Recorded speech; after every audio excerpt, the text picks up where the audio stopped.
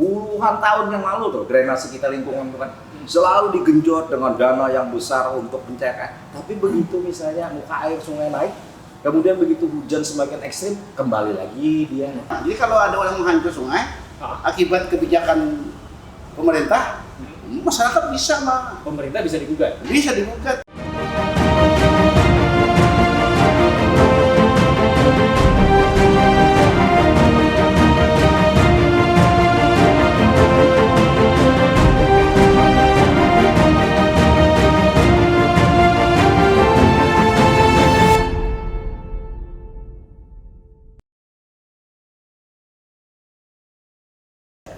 Assalamualaikum warahmatullahi wabarakatuh.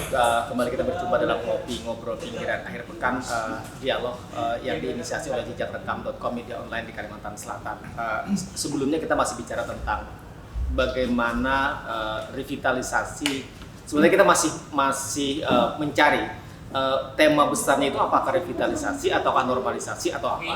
Bicara tentang kawasan veteran yang hari ini lagi-lagi menjadi perbincangan publik. Apalagi beberapa hari lalu misalnya di lapangan di kawasan Sungai Veteran setelah Jembatan Merdeka itu ada spanduk bernada protes untuk mengingatkan soal bagaimana penataan kawasan Sungai Veteran yang dilakukan oleh salah satu LSM. Kita sebut saja Anang Rosadi ada nasi misalnya. Nah, kita hari ini masih akan membahas itu soal bagaimana sesungguhnya penataan Sungai Veteran. Masih bersama seperti biasa dengan Guru Besar Universitas Lampung Mangkurat, Bapak Profesor Dr. Hadi Mujiad. Waalaikumsalam, Pak Prof. Baik, Karim. Alhamdulillah. Baik, terima kasih Prof. Kemudian seperti biasa juga ada Bang Subhan Sarif. Waalaikumsalam, Bang Subhan. Waalaikumsalam. Sehat, Karim? Alhamdulillah sehat. Selalu makan kambing gitu, seminggu berturut-turut kambing terus. Ini baru datang? Iya, baru datang. Bang, kita masih bicara tentang Sungai Veteran. Ini kan menjadi menarik setelah kita minggu lalu bicara di ngopi di tempat yang sama ini di Etmi Cafe ini bicara tentang revitalisasi Sungai Veteran. Walaupun tema besarnya kemarin kan apa kabar Banjarmasin sesungguhnya, tapi kita spesifik banyak bicara tentang sungai kawasan veteran itu. Beberapa saat setelahnya kan ada yang tadi saya sampaikan aksi protes lah atau mengingatkan oleh seorang Anang Rosadi Adenansi soal bagaimana sesungguhnya kawasan veteran yang direncanakan akan dilakukan pembenahan, penataan oleh pemerintah Kota Banjarmasin. Di situ kan ada pemerintah kota, ada pemerintah provinsi dan balai sungai.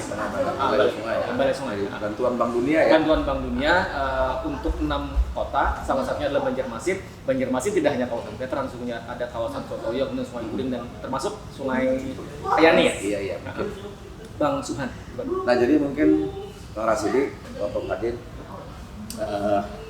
pertama kan kita memang harusnya tahu dulu judulnya itu apa sih sebenarnya. Apakah penataan kota, terkait penataan kota dalam pemahaman etalase kota, kemudian mungkin jalannya segala macam, ataukah terkait dengan revitalisasi sungai atau normalisasi sungai atau naturalisasi sungai. Itu berbeda?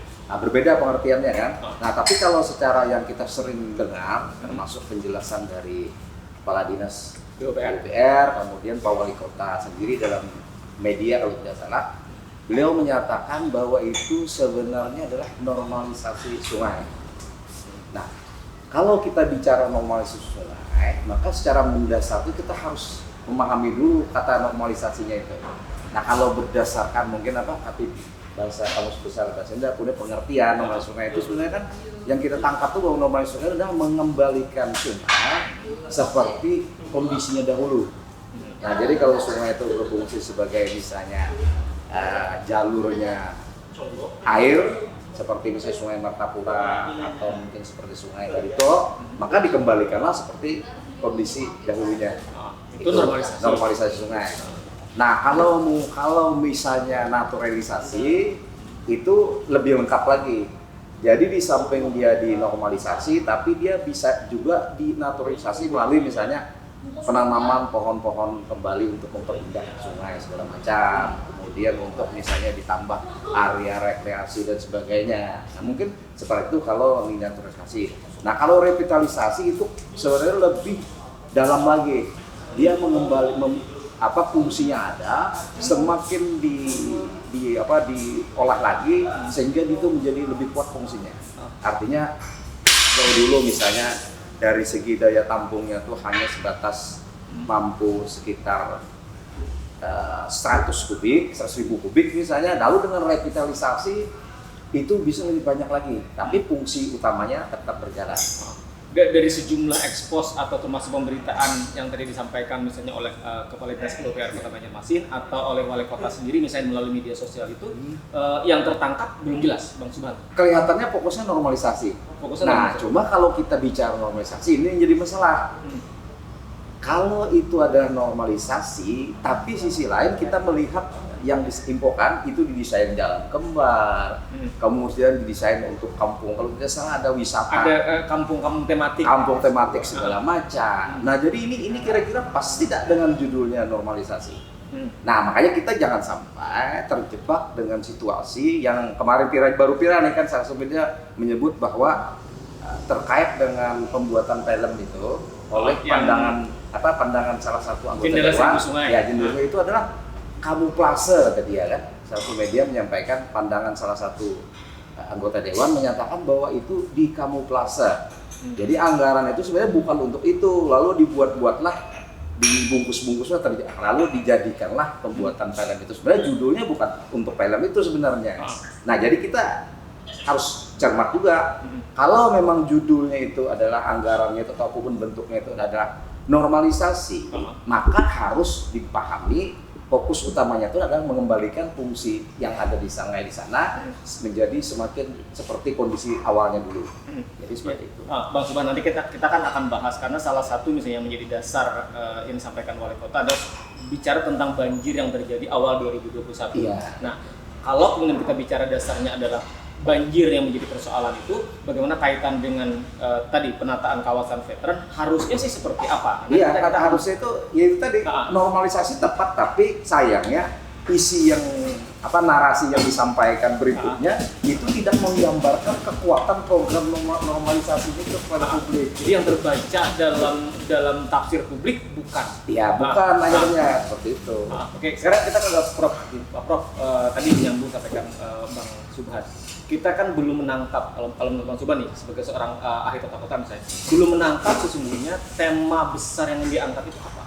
Apakah kemudian revitalisasi, normalisasi, atau naturalisasi kawasan veteran misalnya?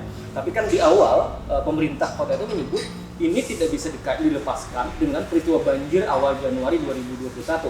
Artinya lagi-lagi kita akan bicara tentang bagaimana banjir itu kira-kira jangan terjadi lagi dengan adanya kegiatan lingkungan veteran itu, Prof. Ya. Jadi kita pertama harus mengidentifikasi apakah yang dilakukan kegiatan itu sungai. Karena kan ada dua jenis, ada kanal, ada sungai. Apakah itu sungai? Dan kita lihat di PUPR, jalan dan sungai itu aset. Karena itu terdaftar sana. Nah, daftar. Nah, secara yuridis lah sungai itu dilindungi oleh undang-undang. Peraturan perundang-undangan yaitu PP nomor 38 tahun 2011. Jadi jangan sembarang melakukan perlakuan terhadap sungai yang berdasarkan kebijakan-kebijakan. Ada tuntutan di PP 38. Nah, ini ada pidananya, bisa kita Jadi kalau ada orang menghancur sungai akibat kebijakan pemerintah, masyarakat bisa pemerintah bisa digugat, bahkan bisa dipidanakan. Jadi pada mulanya dululah sungai itu ada beberapa fungsi lah, ada 5 lah. Fungsi utama adalah penyedia bahan baku untuk manusia. Yang kedua drainase, aliran. Sungai itu memang tujuan utamanya sirkulasi air. Drainase air. Jadi kalau ditutup maka air itu kan kodratnya itu kan mengalir menuju tingkat rendah. Jadi kalau ada yang ada yang berusaha untuk menahan, dia akan lari ke samping. Nah, itu merusak air, jadi tidak bisa ditutup. Sungai itu alami lah, kalau yang kanal itu buatan.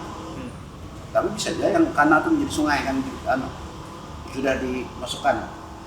Nah, sekarang kalau kita lihatlah di PP 38 ini ada di beberapa fungsinya A sampai J fungsi sungai. Dan ini ada dua harus dilindungi. Jadi maksudnya itu kalau ada kegiatan-kegiatan yang menyebabkan fungsi sungai tidak hilang, atau terganggu, itu artinya merusak sungai. Baik yang dilakukan oleh mengurangi termasuk itu. Ya, mengurangi masuk. Baik yang dilakukan oleh masyarakat sipil ataupun pemerintah. Karena kan dampaknya pada masyarakat sebenarnya. Nah kalau sudah lihat lah, ini yang pertama rumah tangga, kedua pertanian, ketiga sanitasi lingkungan, yang keempat industri, pariwisata, olahraga, pertahanan, perikanan, pembangkit tenaga listrik, dan terakhir transportasi. Ya. Jadi sejumlah fungsi-fungsi sungai itu kan dilindungi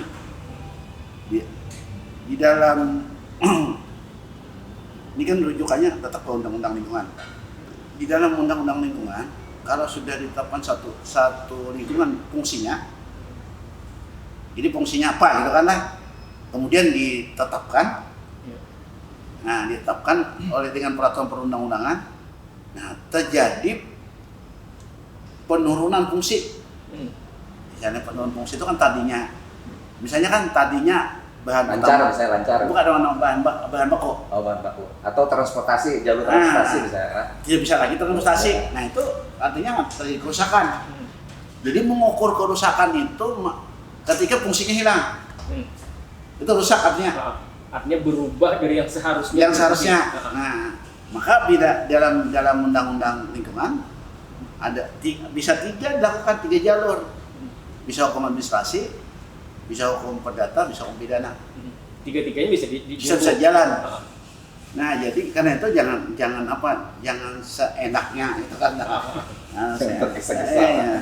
Jangan mentang-mentang ada dana lalu ya kan harus jelas loh nih.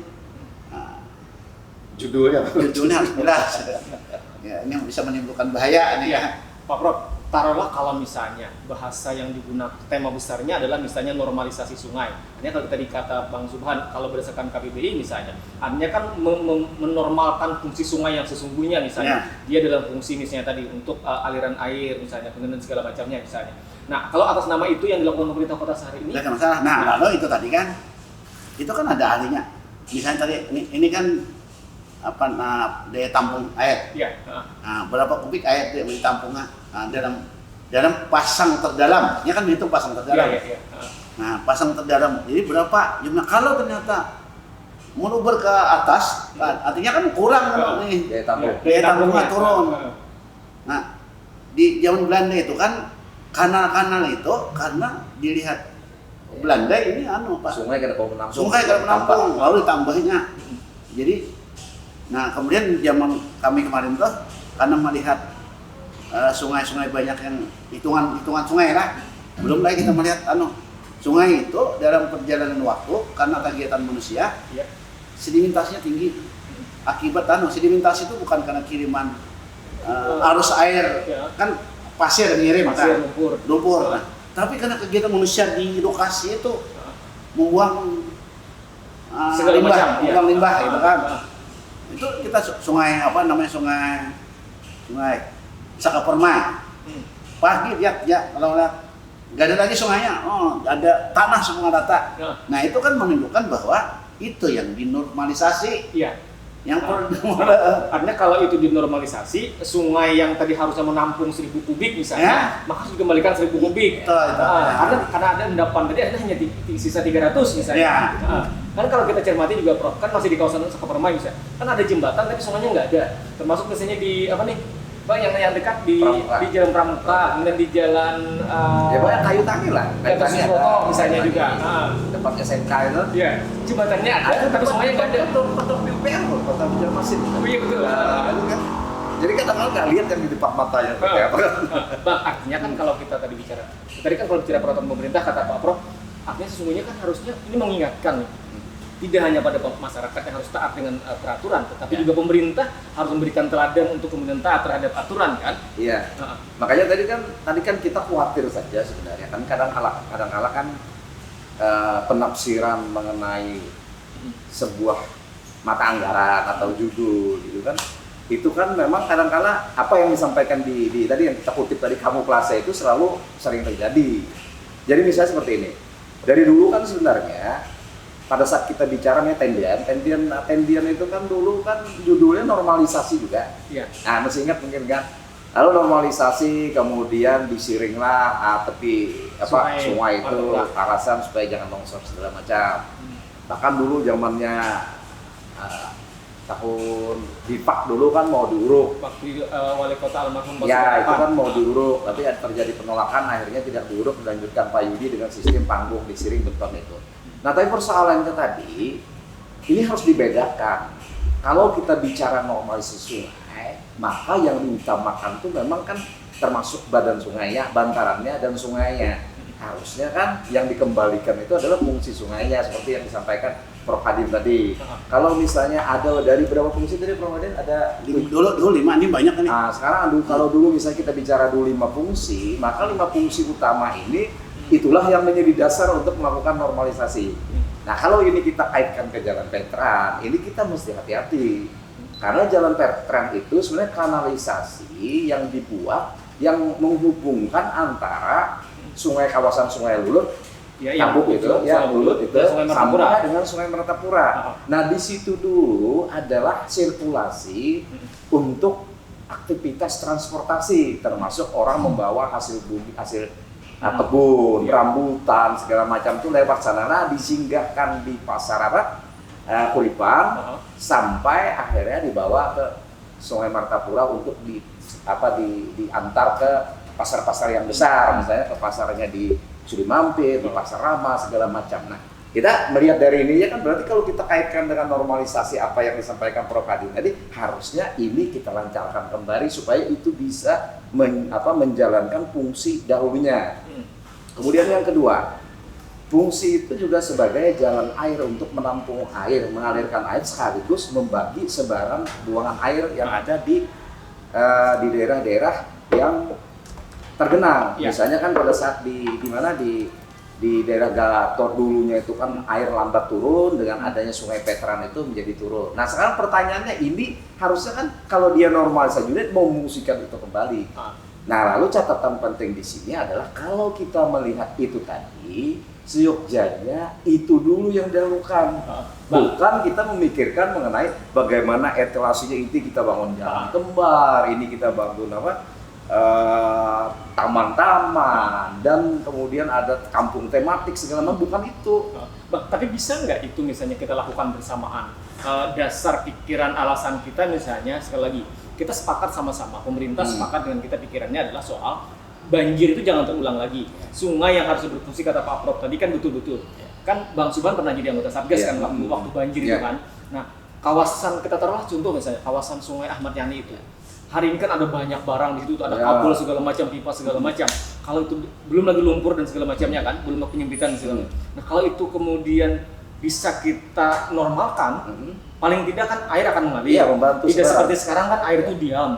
Belum lagi misalnya yang tadi harusnya misalnya 1.000 kubik, jangan-jangan hanya sisa 300 kubik misalnya. Nah, makanya itulah yang kemarin itu kita tekankan. Makanya pada saat kita bersama Prof. Hadim ke lapangan itu, pada saat kita melihat persoalan saat itu yang masih di tengah itu ada persoalan buntu, lalu kita harus menembuskan, muncullah lalu akhirnya setiap jembatan yang menghalangi air itu kita angkat dulu, kita bongkar dulu supaya air bisa mengalir lancar. Nah, itu yang pertama kali kita lakukan. Nah, langkah berikutnya setelah itu baru lebarnya kita kembalikan, kemudian kedalamannya kita kembalikan. Tapi jangka pendek pada situ ada bagaimana air dulu bisa ditarik ke sungai yang lebih besar. Kemudian sehingga dengan itu bisa menarik, maka daerah-daerah permukiman yang berada di sekitar Ayani, misalnya TPRI di belakang TPRI, Jalan Pramuka, kemudian di Dharma Praja, di komplek perumahannya polisi segala macam, di Cempaka Putih, di Kuripan itu bisa terbagi dua. Sebagian ditarik ke Jalan Ayani itu, sebagian lagi ditarik ke Sungai Veteran. Jadi dua itulah yang kemarin kita stressing untuk kita datangi dan cermati. Lalu rekomendasi muncullah pada saat itu, yang paling kunci adalah kita menembuskan. Yang artinya setiap yang buntu harus dibongkar, harus bahkan di Kuripan itu ada ruko, ada beberapa kalau udah 3 atau 4 ruko yang itu dia harusnya kan jalur sungai atau terlalu kecil sekali sehingga air itu tidak lancar masuk, itu semuanya itu digaruk gitu. Akhirnya besar, lalu air bisa lebih lancar menuju ke arah veteran. Nah, ini yang semestinya dilakukan. Kita jangan berpikir dulu dengan misalnya kita mau memperindah, mau segala macam lah seperti itu, mau membentuk kampung segala. Jangan itu dulu. Fokusnya adalah kita harus selamat dari ketika terjadi limpahan air yang berlebih. Dan kita harus sadar seperti yang minggu lalu disampaikan Prof. Adil, bahwa Kota Banjarmasin ini secara prinsip dia berada di bawah permukaan air laut, sehingga dia tergenang atau calap itu menjadi rutinitas. Nah, rutinitas inilah lalu Belanda itu membuatlah kanal-kanal diperbanyak agar itu cepat terserap oleh turun ke arah sungai-sungai atau kanalisasi itu tadi. Atau jangan-jangan misalnya konsep veteran yang akan digagas pemerintah itu adalah di satu sisi fungsi difungsikan dan normalisasi misalnya, tapi memperindahnya juga dilakukan bersamaan misalnya. Untuk estetikanya bersamaan. Ya bisa saja kalau duitnya banyak dan punya kemampuan. Tapi kan dengan proyek anggaran ini kan tadi dana kan negeri 5 tahun kan cukup besar. Ya 5 tahun kata-katanya, 5 tahun, 5 tahun itu dapat 1 triliun katanya kan. Nah tapi persoalannya kan kita kalau memang itu malah lebih bagus, mestinya kita tahun pertama ini kita optimalkan dulu mengembalikan fungsinya. Nah kemudian di tahun berikutnya baru kita susun lagi yang kebutuhan penunjangnya. Utamanya dulu di saat ini. Utamanya apa? Pengalaman 2021 bahwa kita kesulitan membuang air dan menampung limpahan air. Ini yang kita lakukan dulu di tahun pertama dan kedua. Jadi 400 miliar itu kita gunakan untuk memperlebar di sana, sehingga cakupan air yang berdasarkan hitungan mereka itu kan, yang saya ikut pada satu, seingat saya itu hitungan mereka kalau itu didandani semua selesai itu hanya mampu menampung 60.000 meter kubik air, 60.000. Nah padahal kalau kita lebarnya itu kita pertahankan 10 sampai 20 meter sampai kita perluas ke jalan veteran ke Sungai Lulut ini tadi, maka itu bisa menampung sekitar kurang lebih 180.000 sampai 200.000 dari 60.000 awal. Ya, dari 200.000 meter kubik. Nah artinya kita akan lebih bisa mengatur irama buangan air, limpahan airnya. Artinya kalau itu kita lakukan, maka ada keleluasaan kita tadi. Ada keleluasaan yang dari gambar kecil. Serbuan air, di situ bisa dijadikan rest areanya air dulu. Begitu dia melimpah baru kita dibuka sistem pompa, buka apa? Artinya ada sistem pintu air. Ya pintu air. Jadi kan di ujung dekat Jembatan Merdeka ada pintu air. Di Sungai Lulut. Ya Sungai Lulut ada pintu air. Jadi pintu air itu buka tutup, di ujungnya ada pompa. Kalau dia bisa dianggap sudah mengkhawatirkan, maka dia bisa dipompa di jalan air. Tapi ini tentunya perlu skenario rencana yang terpadunya. Nah, tapi skenario itu bisa dilakukan. Bisa dilakukan, tapi problem Kota Banjarmasin ini yang setahu saya dia tidak punya rencana terpadu mengenai pengelolaan sungai.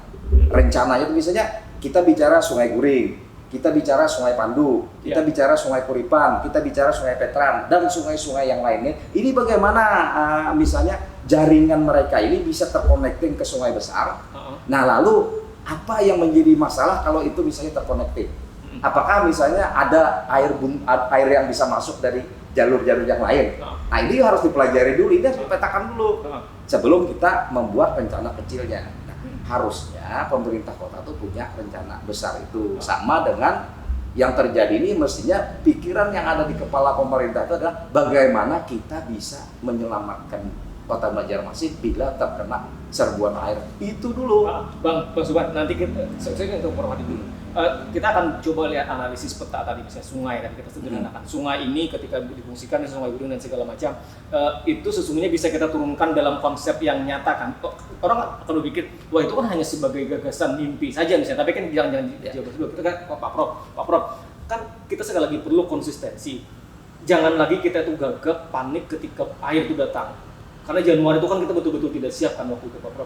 Nah tapi belajar dari banyak kasus ketika Sungai Ayani yang tidak berfungsi, air yang seharusnya misalnya di Sungai Martapura itu masih rendah, tetapi di sekitarnya masih tidak turun, ini kan menjadi problem Pak Prof. Nah bagaimana kemudian harusnya kita konsisten dengan itu, maka baru kita kaitkan dengan soal bagaimana memfungsikan kawasan Sungai Veteran, tetap rujukanlah kembali bagaimana kita mengatasi jangan sampai ada banjir, atau kalau terjadi luapan air pasang, minimal kita sudah siap. Jadi masalah ini sebetulnya bukan hal baru lah. banyak penelitian. Sudah banyak. Saya lupa tahunnya lah. Pak, kan kemarin saya ungkap juga Pak Profesor Rusdi ya Pak. Nah, pernah berucap sekitar tahun ini nanti akan banjir besar. Ternyata kan betul kan, Banjarmasin akan banjir. Nah, walaupun Beliau sudah bicara itu. Sudah.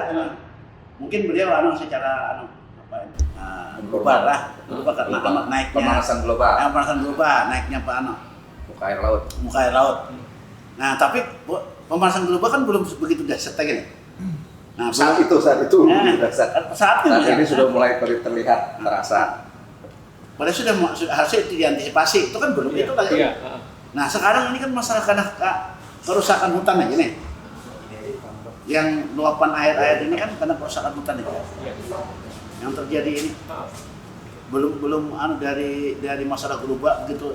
Belum. Jadi ini karena ada problem di hulu. Tapi sebetulnya secara alami saja kita membangun kota Banjarmasin ini di atas permukaan laut. Nah, sudah zaman Belanda sudah tahu kan. Belanda itu pernah membangun kota di atas laut. Di atas laut. Nah, di bawah permukaan laut. Pulindam. Kita dua kali sudah ke lokasi itu melihat di Belanda itu. Nah, jadi ini kan ahlinya. Jadi sebetulnya kemarin saya katakan membangun jangan ahistoris. Kita kan ini kan soal bangunan kan bukan dari nol kan? Kan ini barang yang sudah ada. Ya, barang itu sudah ada. Tinggal melanjutkan. Maka karena lihat dulu ini bahar itu barangnya apa gitu kan? Bahar itu jangan asal-asalan. Kata saya kan ada pernyataan bila kita membangun ahistoris itu berbahaya akibatnya. Misalnya tadi kan ini untung masyarakat berpartisipasi lah. Seandainya masyarakat itu membiarkan pemerintah membangun, akhirnya itu tidak ada hasilnya. Membangun rumah yang sudah hancur lah. Harusnya kan di hati pondasinya nih tahan aja kan gitu kalau. Iya. Ini ya jadi maksud itu jangan ahistoris. Oh ini dulu rusaknya di mana? Nah, kan gitu. Ini membangun yang sudah ada barangnya nih. Jangan langsung datang dengan desain baru, dipasang gitu. Padahal di sana sudah berdiri bangunan-bangunan lama. Nah, jadi kenali dulu tempat-tempat yang ingin dibangun. Ini kanal itu kenapa ada kanal? Tahu lah mereka tuh ada kanal itu kenapa ada? Jadi sejarah yang tadi. Ini jangan mau tutup kan langsung ditutup. Iya. Bangsa Belanda mau Belanda itu menarik. Saya ulangi kan. Coba kamu ke Belanda, jadilah. Nah ini setiap kita jalan itu ada daerah resapan air. Ya. Saya dengan Gusti Banjarmasin Pos Gusti Rusdi. Nah jalan subuh yang biasa berjalan subuh di Banjarmasin lah dengan Pak Gusti. Nah dia kita lihat dia. Oh dudukan kami begitu di pinggir kemudian kayak danau kecil. Apalah ini? Ada danau kecil di tengah-tengah kota. Oh ini daerah resapan, area penampung air. Nah di jauh ada. Itu mana kan ada? Kita yang ada malah daerah yang harus diresapan malah kita mau tutup. Nah, jadi tadi harus kenali dulu apa karena menjadi ada tuh kanal kalau di sekarang di sungai buatan lah. Sungai buatan ini kita tadi. Ya. Itu kenali dulu kenapa jadi ada. Jangan mau tutup. Iya kan? Itu tadi harus betul-betul dianalisis persoalannya apa, kenapa itu ada. Ya. Jangan kemudian intinya tetap dia tidak boleh membangun itu ahistoris. Iya. Saya kembali ke Bang. Gagasan soal kita melakukan mapping sungai di Banjarmasin, kemudian membuat jaringan antara satu sungai dengan sungai berikutnya sampai ke sungai besar, sungai Martapura nanti keluarnya ke Barito misalnya. Itu tidakkah misalnya orang akan menganggap itu kan sebuah angan-angan yang terlalu jauh misalnya. Jangan-jangan itu hanya tidak bisa diturunkan dalam tataran konsep. Ya. Jadi sebenarnya bukan persoalan itu angan-angan atau ini karena kita memang harus berangan-angan karena secara mendasar kajian keilmuan yang dibuktikan dengan fakta yang sudah terjadi, Banjarmasin itu bagian kota yang tenggelam. Karena tadi disampaikan, kan analisisnya Prof Rusdi dulu sudah menyatakan akibat pemanasan global, air naik, maka banjir daerah rawa itu akan jadi masalah. Jadi itu bukan sekedar asumsi, tapi itu saintis. Jadi dan Tempo kan dan di Kompas itu sudah pernah terungkap hasil penelitian pihak mengenai ini bahwa 2030 sampai 2050 tuh Banjarmasin ini kan memang harus waspada. Nah makanya sekarang kan masuk kampusnya Prof Adin kan rutin tuh. Pasang dulu terjadi kan itu. Sekarang dulu dah. Makanya kenapa bukti dulu tidak terjadi? Dulu bangunan lantainya rendah-rendah situ tidak masalah. Sekarang kerumunan yang ada di situ, kalau dulu kan pasti tinggi daripada jalan, daripada air waktu mereka membangun. Tapi sekarang bangunan lama itu semuanya akan di bawah jalan. Kecakapan.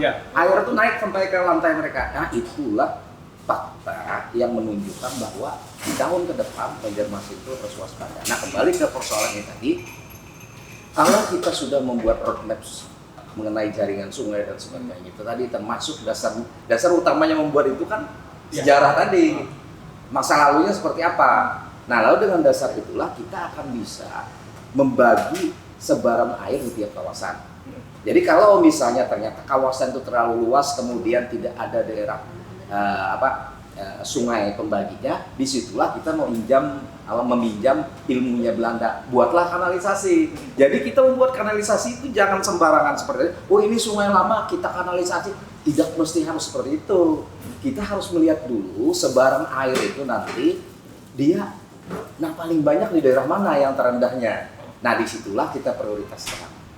Jadi seperti itu. Nah sehingga akhirnya kalau itu bisa kita buat maka kurun 5-10 tahun itu kita punya panduan. Jadi tadi kita kembali ke pattern tadi, kalau kita sudah punya grand design itu maka yang di pattern itu yang kita dahulukan itu adalah pasti pikirannya dan atau langkah yang dilakukan adalah melakukan normalisasi terhadap fungsi sungai. Itu yang fungsi sungainya. Fungsi sungai itu fungsi kanalisasi di ini. Jadi kalau sudah kita menormalisasi atau revitalisasi, maka yang dilakukan tuh mesti mengembalikan pertama fungsi ke awalnya, kemudian semakin misalnya mungkin ada 3 utama lah yang dilakukan itu, memperdalam sungai, memperlebar sungai, dan menjadikan itu terkoneksi. 3 fokus tuh sebenarnya yang pertama kita lakukan. Bos Bon, kalau kita kemudian salah dalam mengidentifikasi kebutuhan terkait dengan sungai veteran misalnya, kita tidak bicara soal situasi hujan yang ekstrim dan segala macam misalnya. Dalam situasi hujan yang normal saja, kondisi lingkungan kita dulu sudah tidak semakin baik kan, semakin hari semakin menurun. Kemudian Banjarmasin daerah resapan yang tadi kata Pak Prof kan sekarang sudah semakin hilang. Artinya kita punya kegelisahan yang harusnya kan kegelisahan besar kita nih ke depan. Kalau ini tidak kita tangani dengan baik, termasuk soal bagaimana kita jujur harusnya sungai veteran itu seperti apa, kan akan semakin berbahaya. Iya jelas. Kita kan ngambil contoh sederhana. Bang Rasidi mungkin Prof Adin mengamati ya drainase itu puluhan tahun yang lalu tuh drainase kita lingkungan itu kan selalu digenjot dengan dana yang besar untuk pencairan. Tapi begitu misalnya muka air sungai naik, kemudian begitu hujan semakin ekstrim, kembali lagi dia menjadi daerah, bukan menjadi daerah jalan air, tapi menjadi daerah tampungan air. Karena drainasenya ada jalan karena muka air sungai semakin naik, drainasenya ini berada di bawah muka air sungai. Itu yang sering terjadi. Kalau tidak percaya mungkin kalau saya kadang-kala pengen sebenarnya pemerintah kota tuh membuka file lama. Misalnya dua ambil contoh. Di Kayu Tangi selama kurun 10 tahun atau 15 tahun terakhir ini berapa kali perbaikan drainase. Di Banjarindah nggak usah jauh lah, termasuk Jalan Pramuka ini. Jalan Pramuka ini kan pernah ada proyek besar dulu yang membuat drainase yang memang dulu ada persoalan drainase yang dari beton. Nah sekarang kan tidak berfungsi drainasenya ini. Nah kemarin kan salah satu masalah di Jalan Pramuka itu karena itu tidak bisa ditarik ke Jalan Ayani dan tidak bisa ditarik ke sungai. Jadi dia diam di situ. Menumpuklah di situ. Nah, tapi itu tidak bisa disalahkan. Jadi drainase menjadi tampungan air. Iya, karena muka air sungainya semakin naik. Kan seperti itu. Nah, jadi proyek yang hanya bertahan 5-10 tahun ini mestinya hentikan dulu. Mari kita pikirkan cara yang bagus, cara yang tepat guna dan berkesinambungan. Tidak bisa kita mendandani Banjarmasin ini langsung berharap jadi, karena pertama dia tidak memiliki sumber daya keuangan terutama yang tinggi, dan yang kedua dia masalahnya sudah semakin rumit. Makanya kemarin kita kan diskusikan masalah di Banjarmasin ini kan dua. Pertama karena kondisi geografisnya berubah, dulunya rawa sungai kan berubah menjadi daratan karena urukan menjadi makanan utamanya pada saat membangun. Gunung-gunung di sekitar kayak Banjarbaru dan Banjarmasin pindah ke sini. Yang kedua kan kondisi sungainya semakin banyak yang mati, semakin mengecil, semakin sedimennya semakin tinggi, dan parahnya ini tidak terpelihara. Nah, jadi kalau memang ada proyek normalisasi, pahami dulu makna normalisasi itu seperti apa. Artinya kita jangan bergeser jauh di situ. Jangan utamakan itu. Terakhir saya kembali ke Pak Prof. Pak Prof, artinya bagaimana tadi keberlanjutan kata Bang Subhan soal kita menangani banjir dan segala macam. Ada banyak problem kota ini. Terakhir Pak Prof, catatannya sekali lagi ketika kita bicara bagaimana memfungsikan kawasan veteran, bagaimana kemudian mengkaitkan tadi kita tidak boleh menjadi orang yang ahistoris, melupakan sejarah, bagaimana sesungguhnya fungsi sungai veteran itu. Bagaimana kemudian normalisasi yang harus kita lakukan? Catatan terakhir Pak. Ya tadi kemarin kan begitu dia ditetapkan sebagai sungai, kan aset kan, maka langsung datang undang-undang peraturan perundang-undangan PP melindungi kan itu langsung. Kan ada dua, ada konservasi, ada perlindungan situ. Nah, lalu apabila kita melakukan kegiatan tidak bisa sembarangan, harus dikaji betul-betul, jangan sekandak hati mereka kan. Karena dia ada aturannya, itu rinci aturannya di PP 38 rinci bahwa ketika dia ditetapkan sebagai sungai, bukan lalu dia mau menutup sungai, nggak bisa tutup sungai. Dulu kan pernah kejadian tuh atau diperkecil sungainya. Bukan dipindah aja kan boleh. Dipindah, ada kan itu kasus di Pasar Pandu. Iya. Di masjid tuh. Iya. Karena mau membangun gedung. Iya. Yang ada jembatan, ada masjid. Masjid dipindah ya kemarin tuh kan. Yang itu tembusnya Sungai Guring ya? Iya, Sungai Guring. Nah, ya itu jadi salah satu masalah kemarin. Yang kita bongkar kan satu di situ. Itu masalahnya. Jadi begitu dia tetapkan sungai, datang hukum melindungi. Dia merusak, ya kan dua, merusak mencemar. Mencemar kan tidak bisa digunakan. Kalau rusak tidak berfungsi kan. Nah, tidak berfungsi, maka datang peraturan undang-undang melakukan penindakan. Hati-hati ini kan. Jadi bukan hanya sekadar kebijakan tanpa konsekuensi hukum. Artinya ini Pak Anang Rosadi punya amunisi baru. Secara hukum kan sebenarnya itu bisa dilakukan. Jadi mari kita taat dengan aturan tadi. Kalau bicara sungai ada PP-nya tadi Pak Prof. Kemudian ketika terjadi saya ingin sebetulnya secara lingkungan tidak ada masalah. Misalnya lah bangunan di pinggir sungai, di bantaran sungai, kita kan di bangsa kita menetapkan sebagai kawasan hijau. Di seluruh dunia ternyata cuma Indonesia yang menetapkan itu. Kenapa? Karena masalah budaya. Nah, masalah budaya. Karena orang-orang bangsa kita itu, orang kan melihara, itu suka merusak. Nah, karena itu lalu datang hukum melindungi. Jadi hukum ini fungsinya termasuk nanti pemerintah kan, jangan sampai merusak. Nah, bisa melindungi. Itu sebabnya jadi aturan-aturan itu begitu ketat. Jangan sampai. Jadi jangan sembarangan. Tapi yang berat ini kan tafsiran melindungi itu, lalu dengan tafsiran atas nama melindungi dilakukanlah seperti model-model yang ada saat ini. Tapi kan fungsinya kan sudah ada ditetapkan. Undang-undang PP 38 menetapkan ini fungsinya ini. Kalau fungsinya turun, berubah fungsi. Itu rusak. Atau lebarnya berkurang, rusak. Artinya itu catatan pentingnya orang sini. Ya, artinya itu yang kemudian nanti kita akan cermati dan kita nanti berharap akan ada sosialisasi ekspos dari pemerintah. Ini harusnya ngopinya di situ di sungai. Saya punya data, jadi lah.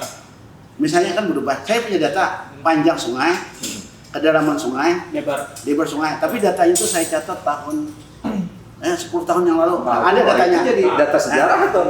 Jadi kalau ternyata kurang itu, kita kasih datanya. Lebarnya berkurang karena ada bangunan dan bangunan itu berdiri atas izin, karena ada izin oleh pemerintah, maka pemerintah pun terkait dalam pelanggaran. Makanya termasuk membuat jembatan itu kan harus hati-hati itu sebenarnya. Membuat jembatan walaupun alasannya untuk misalnya kepentingan pemerintah sama air bersih. Pipa-pipanya itu kan, pipanya ditaruh di sungai, kemudian kabel optik segala macam ditaruh di sungai. Itu kan sebenarnya melanggar undang-undang seperti yang disampaikan Prof. Hadi tadi. Ya. Oke, baik, terima kasih Pak Pur. Terima kasih Bang Subhan diskusi kita di ngopi kali ini, dan kita akan berlanjut nanti. Mudah-mudahan kita bisa langsung di kawasan sana. Itu ya, ini krunya ini harus siap. Oke, baik, terima kasih, dan demikian kita sudah kebersamaan kita dalam ngopi kali ini, masih bicara tentang soal bagaimana penataan kawasan Sungai Veteran yang akan ditunggu publik, konsep yang besar yang digagas oleh pemerintah Kota Banjarmasin. Terima kasih dan wassalamualaikum warahmatullahi wabarakatuh. Waalaikumsalam.